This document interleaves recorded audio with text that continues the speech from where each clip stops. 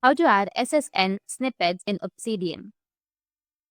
So if you want to add SSS snippets in Obsidian, then what you need to do is first open up your Obsidian and then go to the gear icon, which is on the top right, to go to your settings. Or just simply go with the bottom left. Here you will have your settings. And once you're on your settings, click on Appearance and scroll down until you find the CSS option, which is right here. By default, there is no CSS snippets found. Click on this folder icon and add your CSS folder right here to customize the appearance of your Obsidian application. Just click on the folder right here and you will have the snippets folder. So you can just simply create the CSS to change the background color of the editor and change the font of the node, titles, and then just paste the folder right here or move to the snippets folder right here, which is under the Obsidian. Now you can close it. Once you've added, go back to the Obsidian, just click on Redo. Once you've reloaded, your style will appear right there. Go with the settings again, and then just go with appearance and scroll down and you'll find your uploaded CSS snippets right here. Enable it, and that's it.